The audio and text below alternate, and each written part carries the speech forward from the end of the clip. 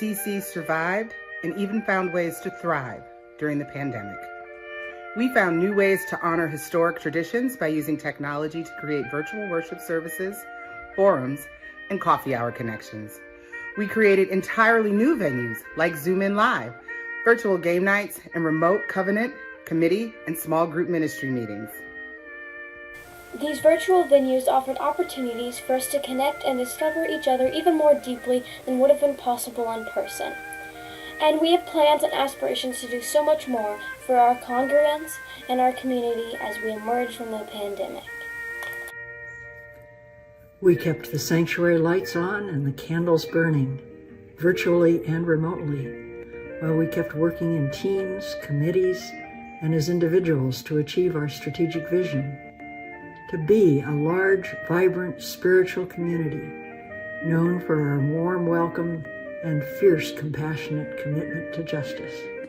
The work to transform lives and communities for the better has continued, consistent with UUCC's mission to build community within and without, to search and grow spiritually, and to promote justice in action.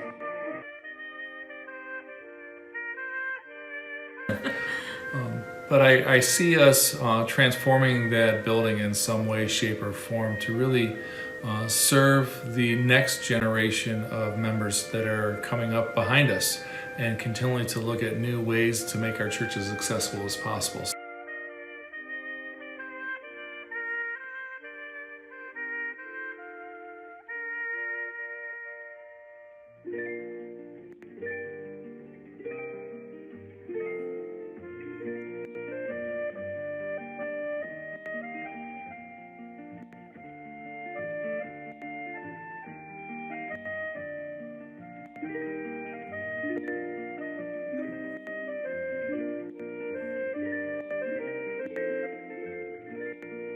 Give because we have been loved into being and because we want to share this gift with everyone.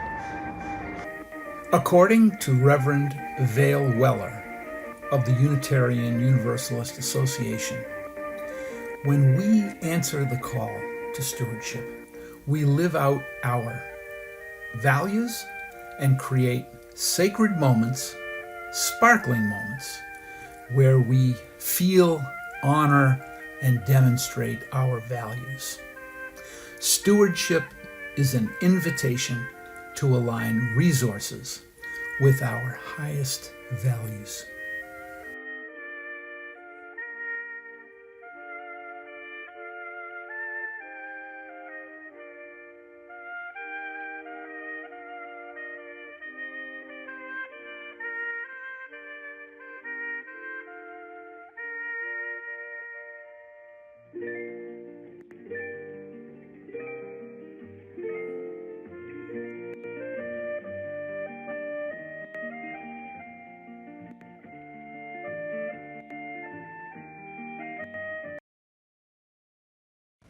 Good morning, and welcome to the Unitarian Universalist Congregation of Cleveland.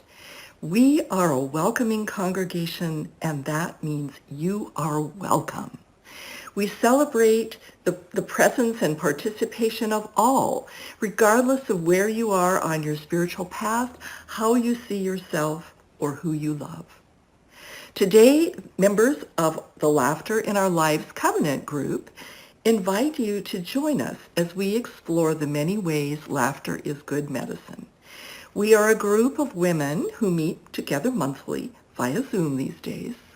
We support each other through lively conversation, sharing joys and sorrows, and the funny stories of our lives. And laughing together is our best medicine for sure.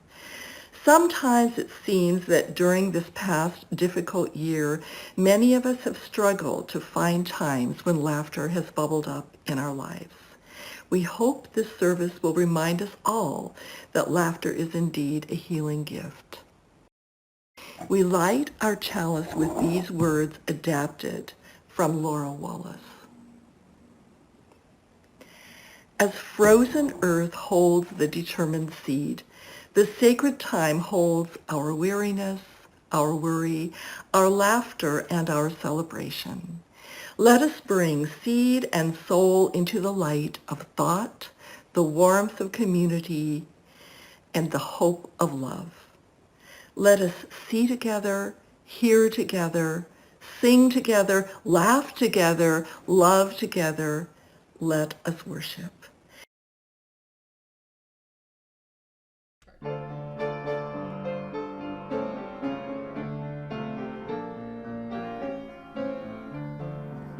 You got to do when the Spirit says do.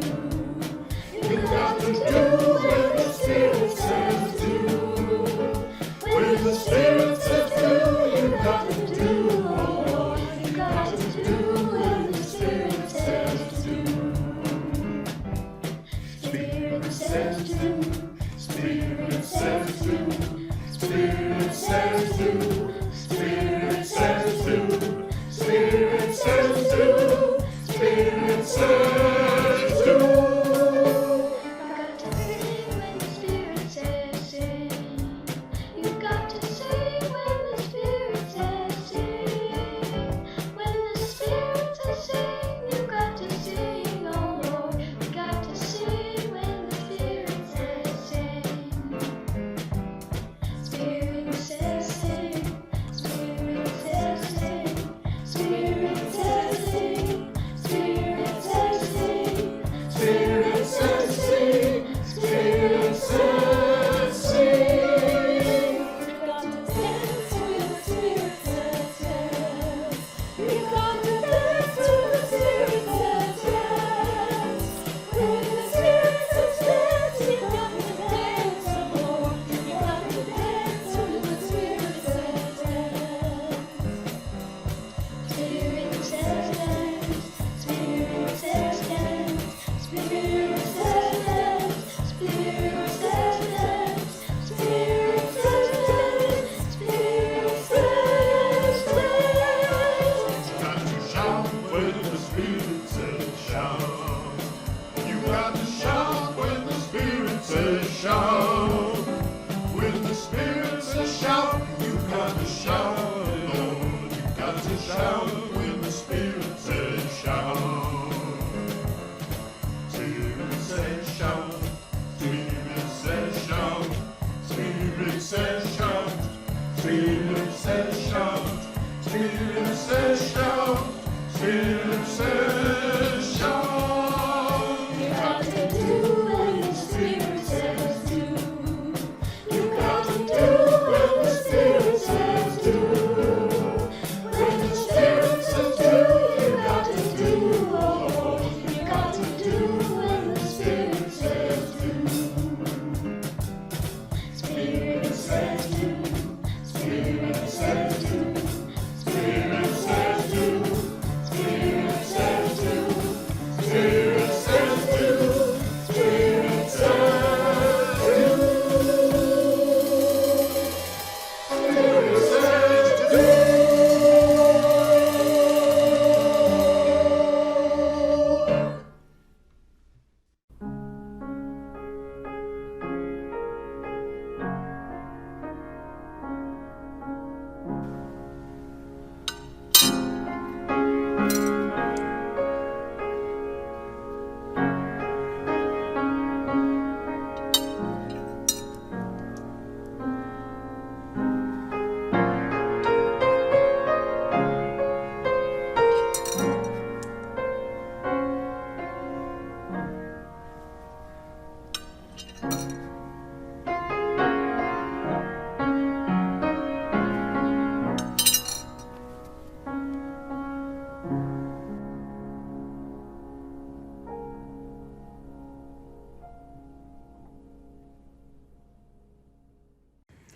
Please join us in our Unison Reading by Ted Loader.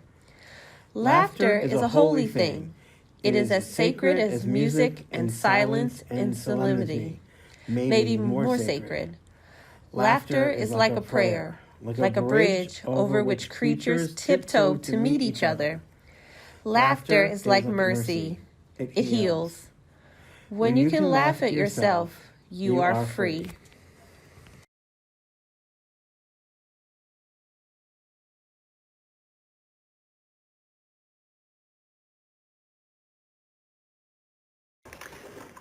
I readily accepted the simple-seeming assignment of writing a story from my own life that illustrates that laughter is the best medicine. It seemed so simple because I've had so many experiences where laughter has proven to be not only the best, but the only medicine that could be applied and heal my wounded dignity. The memories just kept popping up one after another, so many that it was impossible to pick in any coherent way. So here are 3 randomly chosen quickies. Number 1.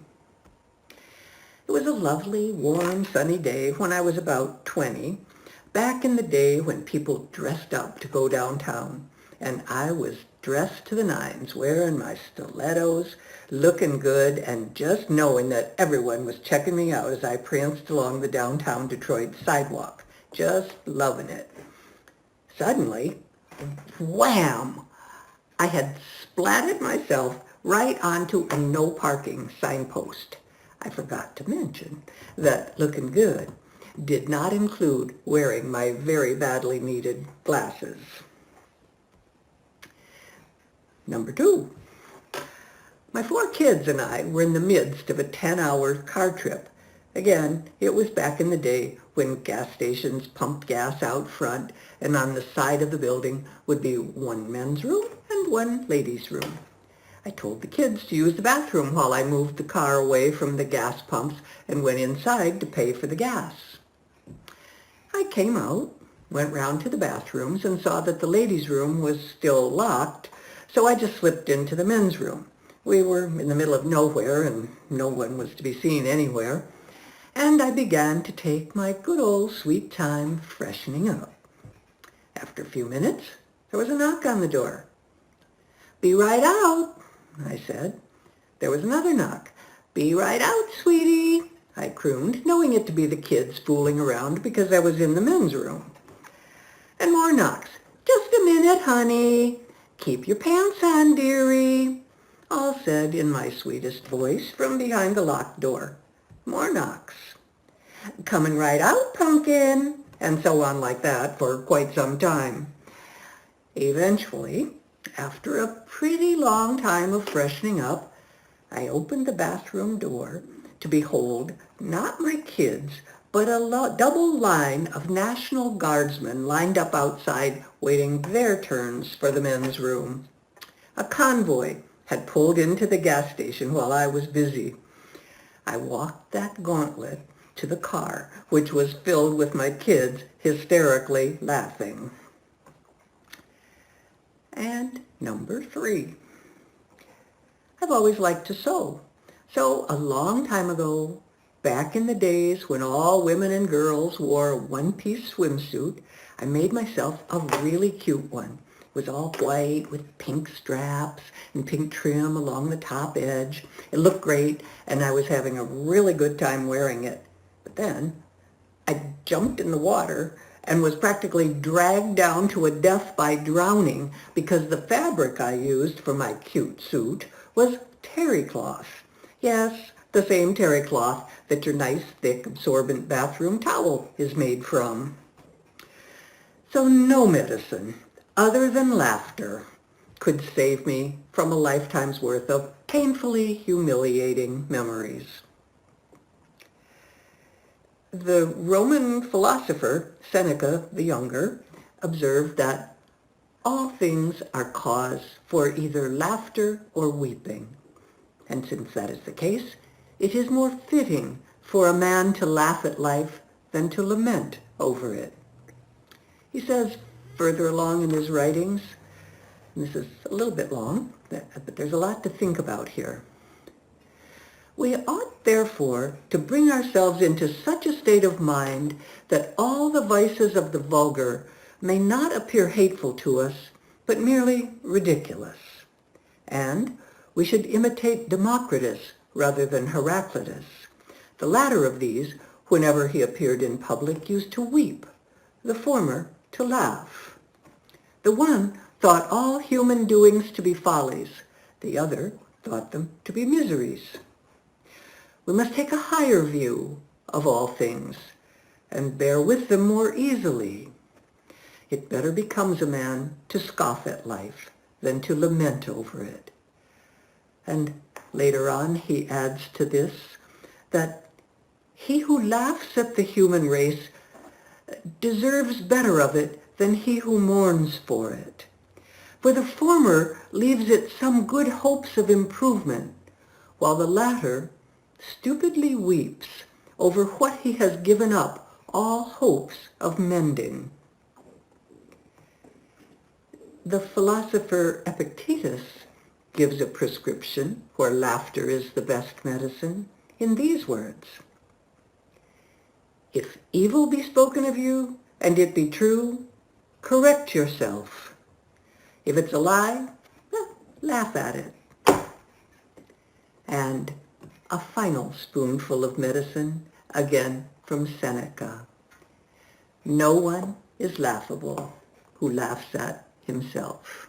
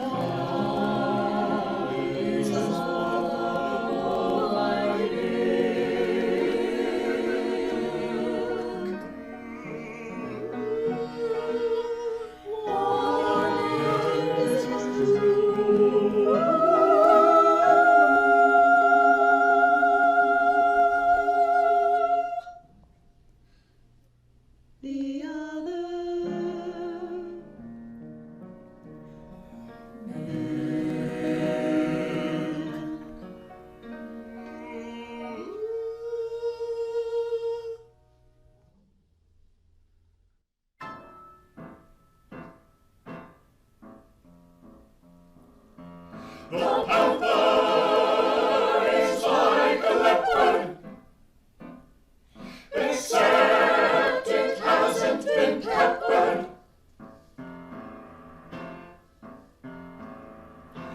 If you behold a panther crouch, prepare to say ouch. Better yet, if called by a panther, don't panther.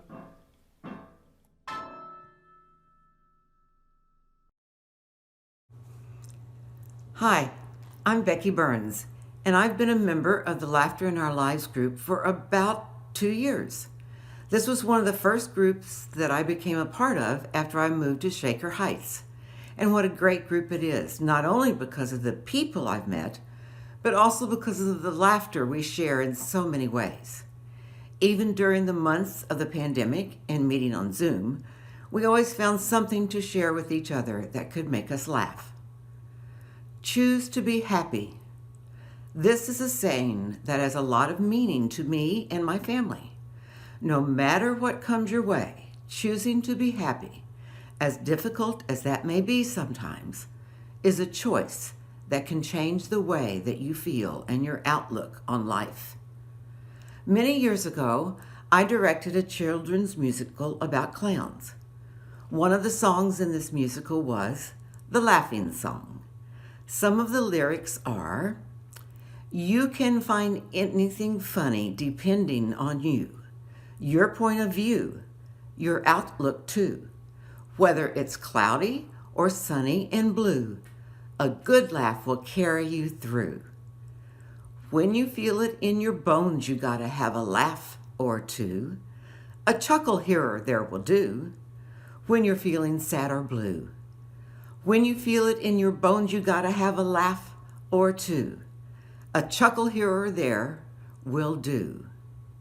So, I choose to be happy, and laughter certainly factors into that decision.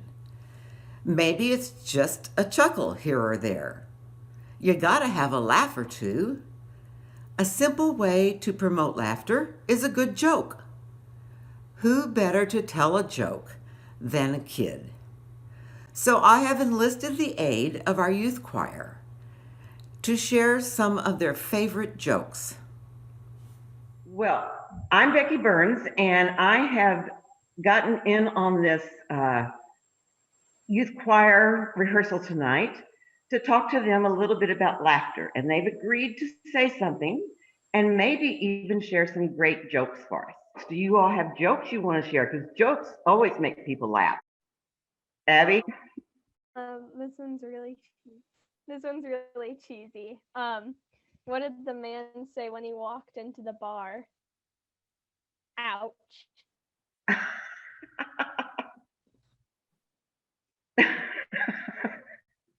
Seamus, go.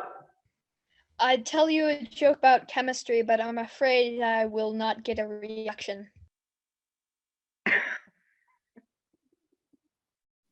What did Adele say? Why did Adele cross the road? To Why? say hello from the other side.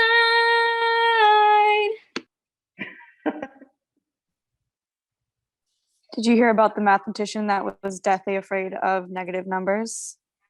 He would stop at nothing to avoid them. You all are funny. Once there was a little girl and her mom. The little girl asked her mom a lot of questions. One question she asked was, why does the bride always wear a white dress on her wedding day? The mom was annoyed with all the questions, but nevertheless she answered. She said, because white is the color of happiness and purity and all things that are good. The little girl pondered this for a moment, then said, then why does the groom wear black? I have two. Okay, we'll take two. The first one is like my sister's. A little girl asked her mom a lot of questions.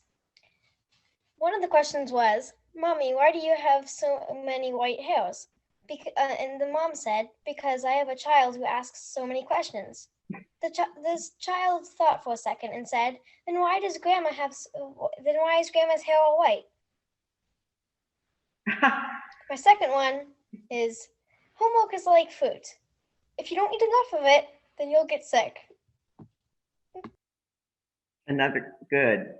Well, I've got one that has to do with music and singing. Why did the singer climb up the ladder?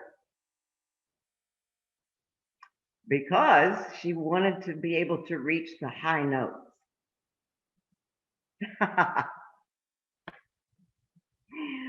Okay. Oh, Abby? I have one more joke. Okay. What do you call mac and cheese that gets all up in your face? Too close for comfort food. Well, you guys have certainly made me laugh tonight, and you all, I think your laughter wasn't really even fake. It was real. You were all laughing at each other. And this is making my night starting out very nicely. I'm enjoying it. So thank you very much.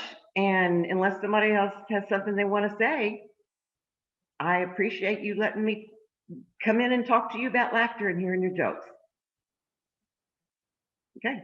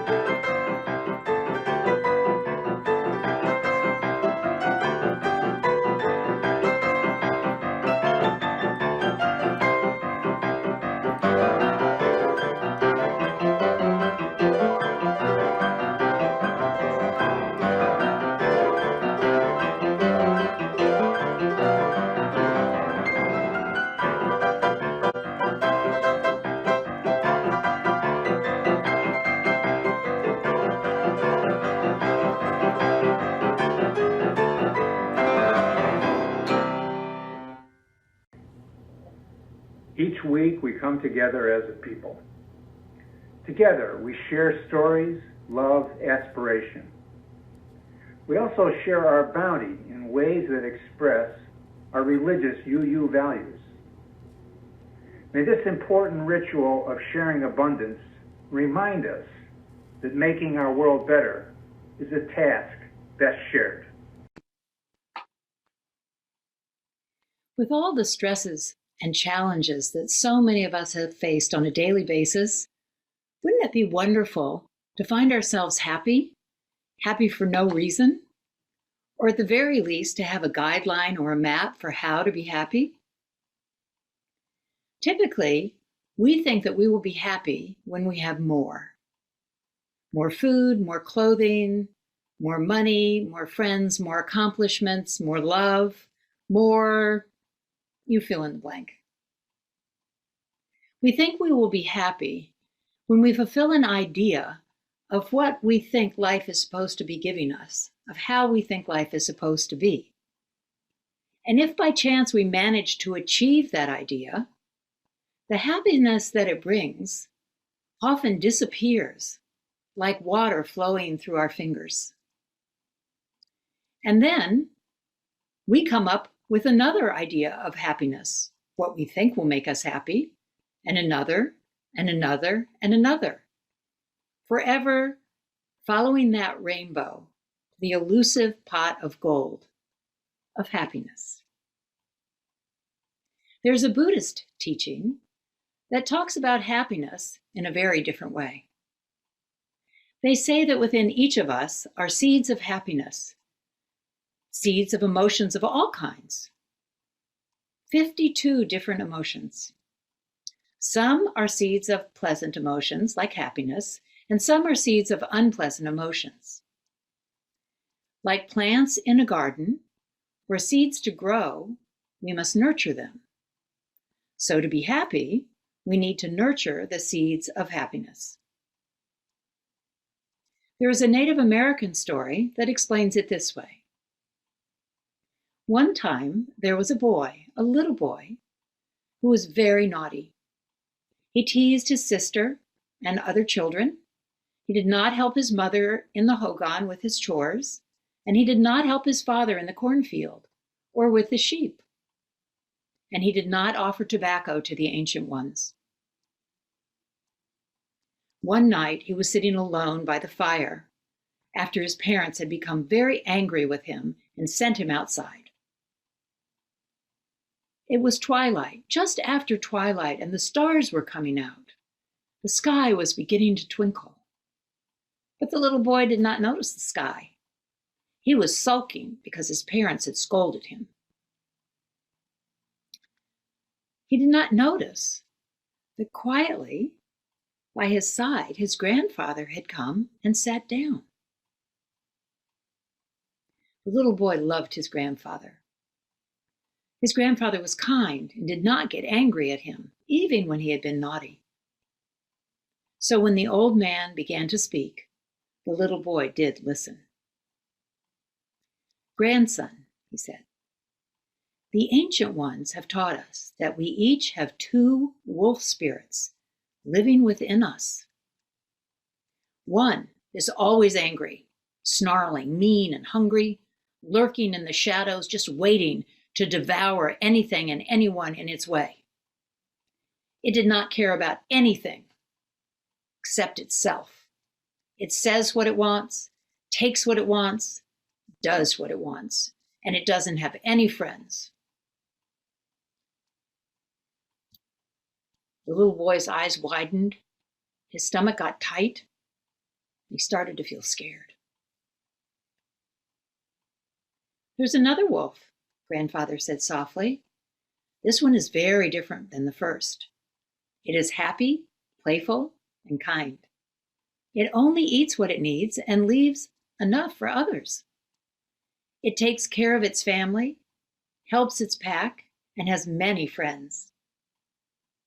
At first, the two are pretty even. One day one is in charge, another day the other is in charge. But then over time, one begins to grow stronger and more powerful than the other. And when they challenge each other for power to see who's going to be in control, the stronger one wins. Afraid to hear the answer, but unable to control himself, the young boy asked, "Grandfather, which wolf becomes stronger? Which one wins?" With his kind old eyes, Grandfather looked tenderly into grandson's eyes and said, "The one who wins is the one you feed." Which wolf do you feed?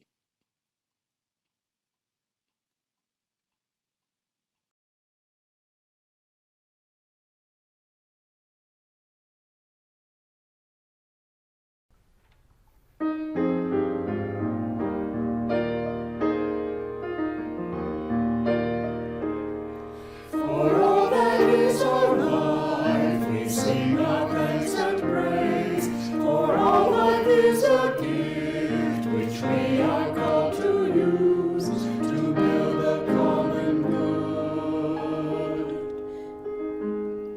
and make our own days glad. For needs which others serve, for services we give, for work and its rewards, for hours of rest and love, we come with praise and thanks. For all that is our life. For sorrow we must bear, for failures, pain and loss, for each new thing we learn, for fearful hours that pass, we come with praise and thanks. For all that is our life. For all that is our life, we sing our thanks and praise. For all life is a gift which we are called to use to build the common good and make our own days glad.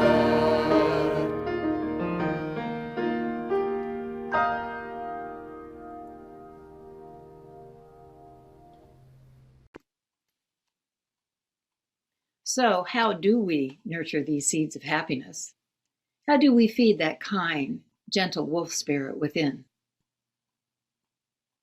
Once we let go of the myth that happiness comes from having more, we can begin to take responsibility for our own happiness, and we can find guidelines or maps to help us along the way. One such guideline comes in the book Happy for No Reason by Marcy Shimoff, in which she offers 7 pillars of happiness, each with several habits to make happiness second nature. As these habits are described, notice if any are ones you already practice, or if there are some that you are curious to try. The first, the foundation, is to take ownership for your happiness. Focus on solutions. Look for the lesson or the gift in each circumstance. And make peace with yourself about whatever you have done or are doing, whatever has happened or is happening. The second is happiness of the mind, which develops when we question our thoughts, when we go beyond what we think we know and let go and incline the mind, thoughts, and feelings towards joy. The third pillar is happiness of the heart, letting love lead. Focus on gratitude and putting your attention on what you appreciate. Remember that what you appreciate appreciates. Practice forgiveness that frees the heart from anger and resentment, and spread loving kindness to everyone you encounter. The fourth is happiness of the body. creating happiness of the body all the way to the smallest cell in your body. Nourish your body with food, good food. Energize your body through movement, breath, and rest. Tune in to your body's wisdom, listening to its needs, loving and honoring your body. Happiness and laughter can help heal the body, as Norman Cousins discovered decades ago when he watched hours and hours of comedies for weeks while he was receiving medical treatment for life-threatening illness. And he discovered that happiness and laughter helped his body and mind to heal. The fifth pillar is happiness of the soul or spirit, that which makes you unique, that which makes you, you. Connect with this part of yourself, with this deepest part of yourself, through silence, by taking time to meditate, pray, being in nature, or other context that supports sincerely being present with yourself. And listen to that inner voice. Make connection with your inner wisdom to guide you and make choices in your best interest. Trust life's unfolding and put yourself in the flow of life. The root of happiness, the sixth pillar, is living life inspired by purpose. Discover what makes your heart sing, your true passion. Discover your passion, perhaps by being receptive to the inspiration of the moment. And contribute something greater than yourself. Responding to an inner calling to serve others in small or great ways. Finally, the seventh pillar is the garden of happiness, that is cultivating nourishing relationships. Tend your relationships by appreciating the people in your life and spreading happiness to them. Surround yourself with supportive people who help you to stay focused on loving your best life and begin to see the world as one family. Were any of these habits familiar to you? Are you curious to try some of them? Developing these habits towards happiness is a step-by-step journey. So remember, slow and steady is the best way to establish new habits. It helps us to overcome our resistance to change, and as science has shown, corresponds to how we develop our neuronal pathways. I'm very grateful to be able to share these happiness habits with you. In the process, my happiness has grown. What is it that makes your happiness grow?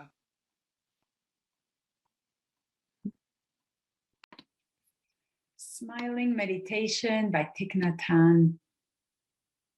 Smiling meditation is used as a healing practice in many ancient cultures. It is said that having a smile on your face and directing it inward toward your organs and inner body is essential to good health and longevity, as the smile clears away negative energy. This simple smiling meditation by Thich Nhat Hanh brings healing to body and soul. Begin by gently closing your eyes. Soften your face, neck, shoulders, arms and hands. And bring your awareness to the movement of your breath.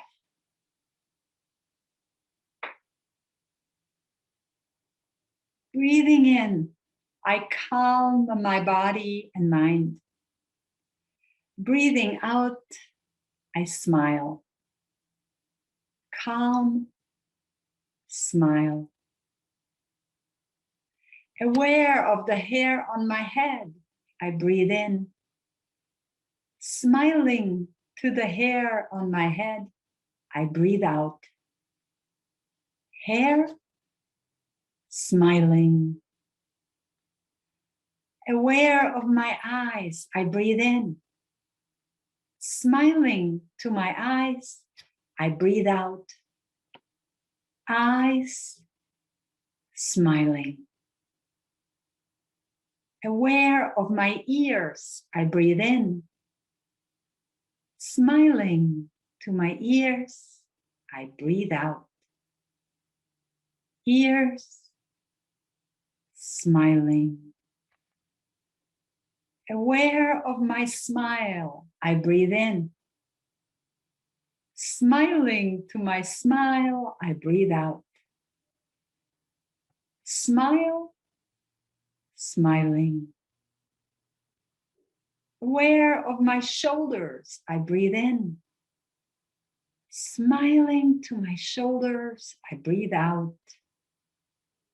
Shoulders, smiling. Aware of my arms, I breathe in. Smiling to my arms, I breathe out.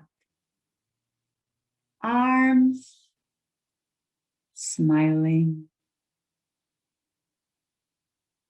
Aware of my lungs, I breathe in. Smiling to my lungs, I breathe out. Lungs, smiling. Aware of my heart, I breathe in.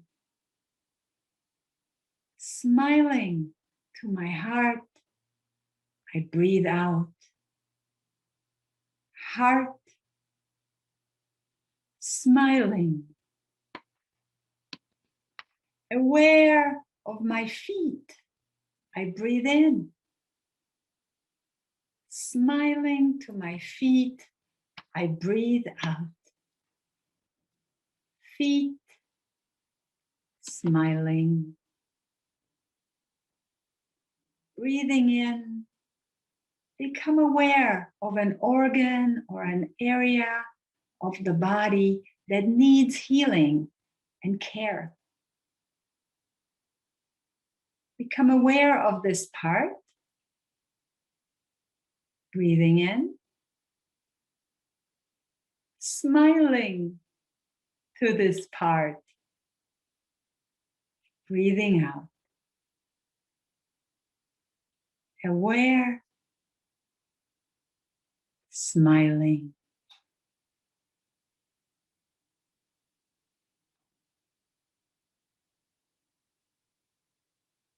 Now imagine a smile in the space of the heart.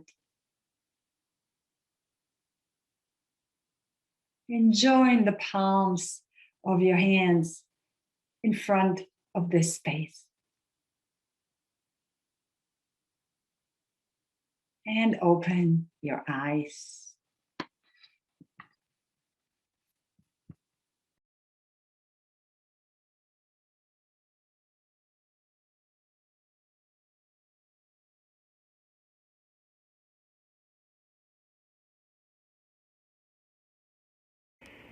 The words of Claudia Schmidt. We laughed, oh, we laughed, till our faces ached. What at or why, I can't tell you. Too long ago, but how we laughed. Past midnight, dawn, all our eyes streamed, laughed at nothing, at pain, laughed to pass the time. Oh, I can't remember such a long time. But I can never forget the good, rich laugh billowing. Where does laughter go when it subsides, sides aching sweetly? What happens when the laughter's never laughed inside there, stifled into laughlessness? So long ago, where is the dear laugh? Rare and raucous its ring, restoring chuckle to chortle. I'll bet my laugh I'd have simply blown into bits without that stuff spilling up to carry me, flailing to a safe shore. Promise me, In my final floundering, the one thing you will not let me forget, that rippling stream from the throat. Laugh in my face, promise.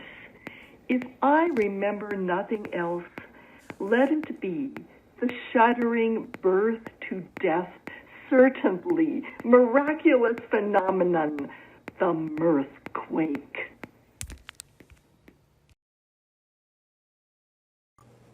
And now, as we extinguish our chalice that has marked our time together, I invite you to take these words of Claudia Schmidt out into your world and find yourself your very own mirthquake.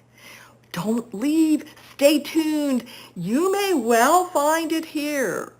May joy and healing be ours. Amen and blessed be. Well, Costello, I'm going to New York with you. You know Buddy Harris, the Yank manager?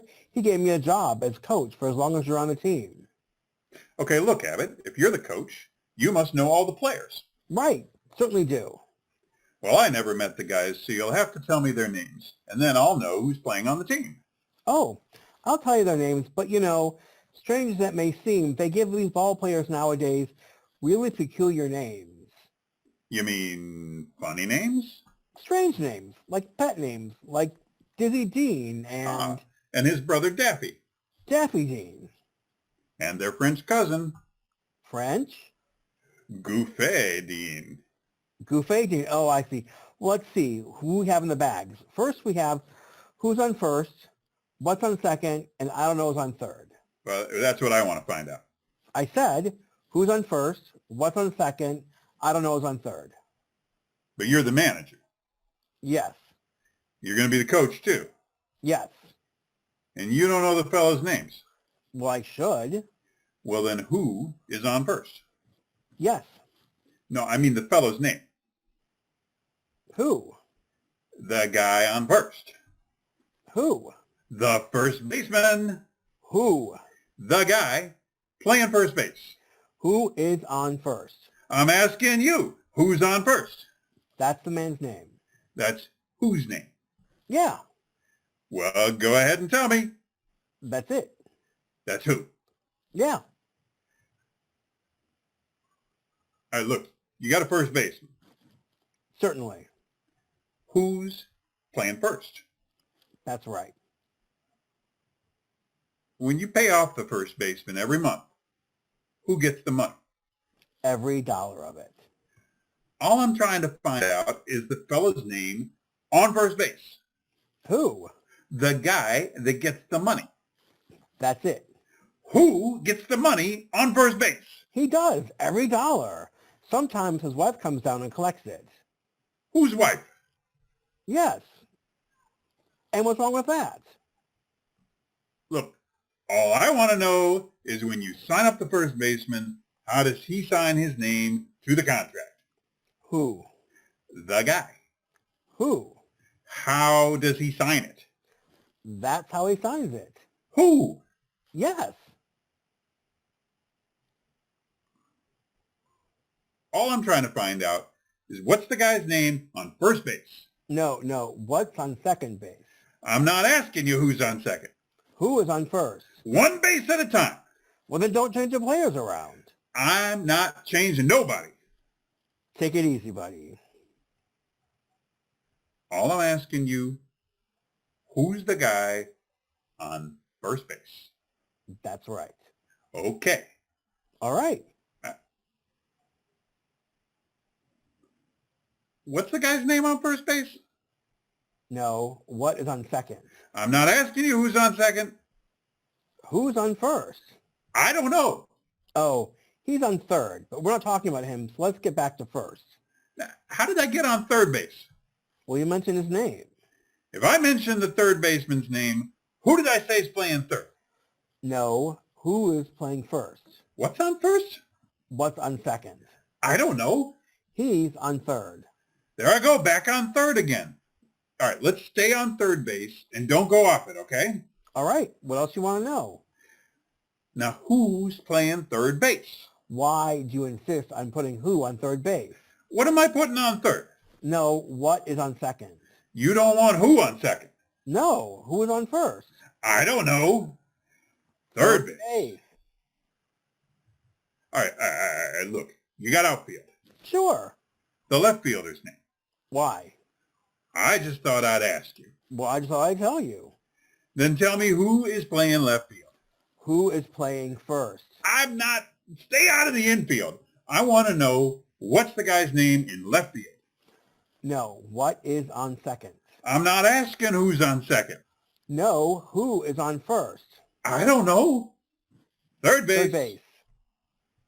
The left fielder's name. Why? Because.